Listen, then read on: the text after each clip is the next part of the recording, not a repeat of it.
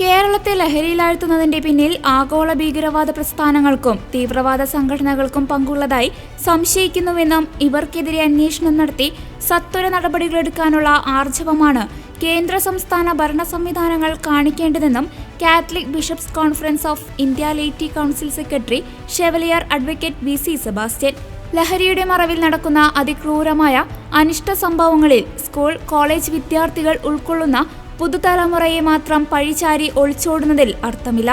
ആഗോള ഭീകരവാദ ശക്തികൾ കേരളത്തിന്റെ സമസ്ത മേഖലകളിലും സ്വാധീനമുറപ്പിച്ചിരിക്കുന്നതിന്റെ വ്യക്തമായ തെളിവാണ് മറനീക്കി പുറത്തുവരുന്നത്.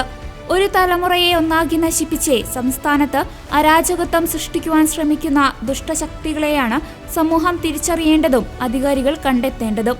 ഇന്ത്യയിൽ ഏറ്റവും കൂടുതൽ മയക്കുമരുന്ന് കച്ചവടം നടക്കുന്ന സ്ഥലമായി കേരളം മാറിയിരിക്കുമ്പോൾ സംസ്ഥാന ഭരണ സംവിധാനങ്ങൾ ഇക്കാലമത്രയും നോക്കുകുത്തികളായി അധംപതിച്ചുവെന്നത് വ്യക്തമാണ്. കുടുംബ ബന്ധങ്ങൾ ശിഥിലമാക്കുക, യുവത്വത്തെ ഒന്നാകി മദ്യത്തിനും ലഹരിക്കും അടിമകളാക്കുക, ആത്മഹത്യകളും അക്രമങ്ങളും കൊലപാതകങ്ങളും വ്യാപകമാക്കുക, ആഗോള ഭീകരവാദ പ്രസ്ഥാനങ്ങൾ ലക്ഷ്യം വയ്ക്കുന്ന അജണ്ടകൾ കേരളത്തിൽ നിരന്തരം ആവർത്തിക്കുമ്പോൾ സംസ്ഥാന സർക്കാരും മദ്യമൊഴുക്കാൻ കൂട്ടുനിൽക്കുന്നതും കുടപിടിക്കുന്നതും നിർഭാഗ്യകരമാണ്.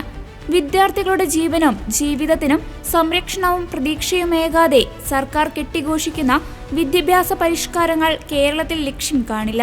പരസ്പരം പോരടിച്ച് കൊലയ്ക്ക് കൊടുക്കുന്ന വിദ്യാർത്ഥി രാഷ്ട്രീയ നേതാക്കളും മയക്കുമരുന്ന് മാഫിയകളും ഭീകരവാദ സംഘടനകളും ചേർന്ന് പുതുതലമുറയെ നാശത്തിലേക്ക് തള്ളിവിടുന്ന അവസ്ഥയ്ക്ക് അടിയന്തര അവസാനമുണ്ടാകാതെ ലഹരിയുടെ കിരാത ലോകത്തുനിന്ന് കേരള ജനതയ്ക്ക് മോചനമുണ്ടാവില്ലെന്നും ലഹരിക്കെതിരെയുള്ള ബോധവൽക്കരണത്തോടൊപ്പം കർക്കശ നിയമ നടപടികളും വേണമെന്നും വി.സി. സെബാസ്റ്റ്യൻ പറഞ്ഞു.